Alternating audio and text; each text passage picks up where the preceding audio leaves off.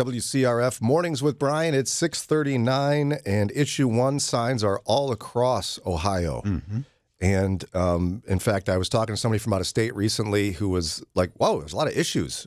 What's this one? What's that one?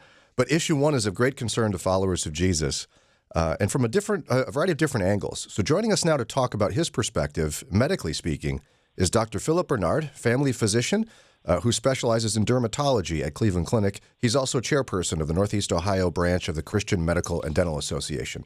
Welcome back, Dr. Bernard. Thank you. Good morning. All right, so for those who are not familiar, which there may not be many, could you remind us what is Issue 1? So Issue 1 really is the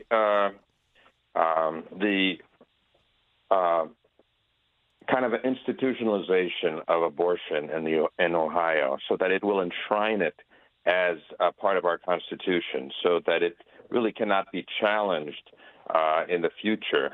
It's kind of like the Bill of Rights that you have as an American. It's kind of putting it in that level of acceptance in this state. Yeah. Now, as you look at the language of it, what's interesting is it appears to put the onus on physicians in terms of determining viability / anything at all, really. It puts the weight on physicians and seems to emphasize the whole thing being about care for women. So what are physicians saying about this? Well, I think our perspective is that Christian Medical Dental Society, we are about changing hearts in healthcare. So it really goes against everything that we as physicians and as Christian physicians goes against. The idea that that the doctor who is now seen as kind of the relationship of the patient and doctor has changed over the years, and it appears to me that it's now being seen as a transactional relationship. Kind of like if you like McDonald's, you want to get good service every time you go, and you want it exactly the way you want it. And when they say that that it's between your doctor and you, it's almost like saying when you go to that Starbucks, it's between you and the Starbucks server. You should not bring your whole self into the relationship, is what I hear them saying. Interesting. That in a sense, you're in a very precious space, but you are to bring basically a non-judgmental attitude. You should not have a feeling about anything, and you should basically be focusing and saying, what is it that you want? And so, in a sense, what are you bringing into that space when you can't bring your whole self? And so that's my big issue with the way that doctors are being perceived and the way that they're being used as you approach a situation where people have feelings, people have beliefs, people have within them. I went into medicine because I really believed that I wanted to serve, and I believed that I could serve because I had something to bring. Not just my technical skills and my knowledge, but also me. And me as a Christian was better than me as a non-Christian going into the space. And so it really is butting up against, kind of like who you are as a Christian physician. When they say, it's up to you to make that decision. The other thing, too, is that the studies show that most people who go to the doctor's office and are deciding on an abortion do not want the doctor's opinion. They want the doctor's prescription. And that is, send me here, send me there. I want to do this. This is what I want. And so it's, to say that, it's between you and your doctor is kind of a misnomer, because the doctor today, the way he is supposed to practice is he's supposed to kind of like be a robot, and he's supposed to give you what you want. And so it's funny to me because I see it in all the postings that you do it's between you and him, but he can't really tell you how he feels about it. He has to give you what you want. Yeah, and that's oddly enough, it's been a strange experience for me when I take like my kids to the doctor, for example. We've had a couple of times where surgeries are needed with my kids, and I'll have a Yeah. team of physicians in front of me, and they'll make a recommendation and then kind of almost brace themselves for my eruption. Hmm. And then I go, well, do you think that's best? And I ask a few questions, and then they go, yeah, and I go, okay. And they Yeah. seem absolutely flabbergasted that I'm not arguing with them for what I want.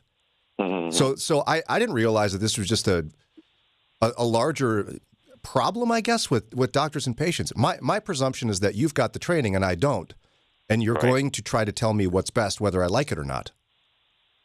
Correct. I think that, yeah, this kind of flips it on its head. Because if you think about it, you're as a physician who does abortions, what motivation do you have to tell someone, maybe you're not ready for this? You're being paid to do this. Right. That's your livelihood. And so, what are the chances that they go into that space and they're going to be told, you really need to think about this. This is, that this is what you want as a whole person. It's not going to happen. And so it's kind of disingenuous. Yeah. It's 6:45. Our guest is Dr. Philip Bernard. He's a family physician who specializes in dermatology at the Cleveland Clinic. He's also chairperson of the Northeast Ohio branch of the Christian Medical and Dental Association. When we come back, we'll continue talking about his medical perspective on issue 1. 6:50 on Mornings with Brian, WCRF. Dr. Philip Bernard is with us. He is chairperson of the Northeast Ohio branch of the Christian Medical and Dental Association, also a physician who specializes in dermatology.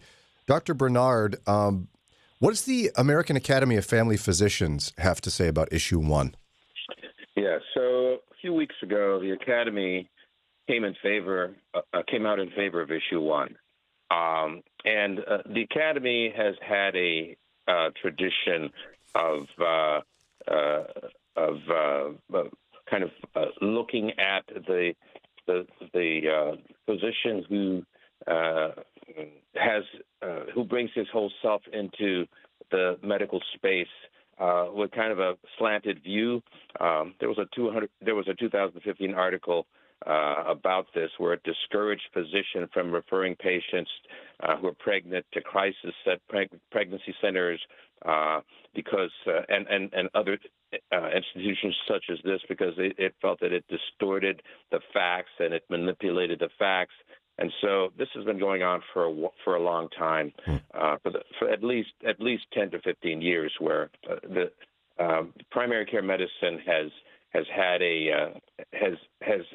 a very kind of a leftward tilt in the way that they want doctors to practice medicine, and it's unfortunate because I really feel that this will have an impact on Christians who want to go into medicine because they are kind of being told that you don't bring your, as I keep saying, you don't bring your whole self into that space.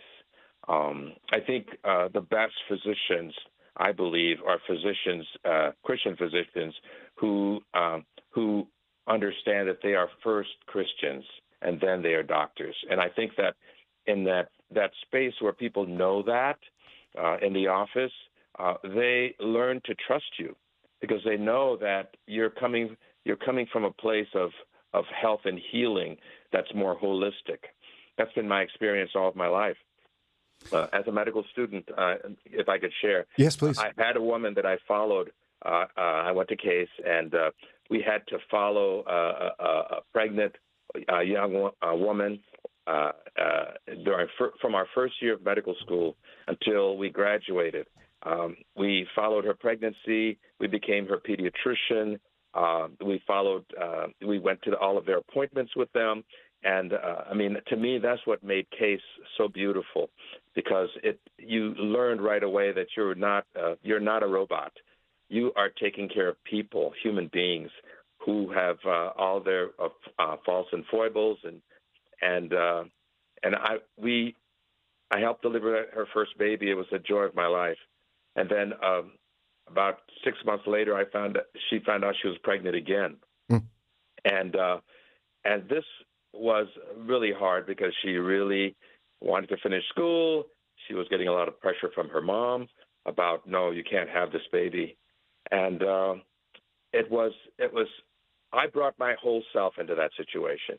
I did not approach it as, oh, you're just her doctor, give her good advice, let her go home, and she's going to make a decision one way or the other, and it's not your issue. And I was my whole self fighting for her to see that baby was a life. It was not just an inconvenience. At the end of the day, she made a decision to abort that baby. But to me, because I brought my whole self in there, and my whole self told me, you're going to love her whatever decision she makes. You're going to continue to be her doctor, whatever decision she makes. And so at the end of that, she made the different decision. But the love between us never changed. Wow. That's the key to being a Christian physician, is that you know that there is a moral code that you live by, and yet you follow that code to its end.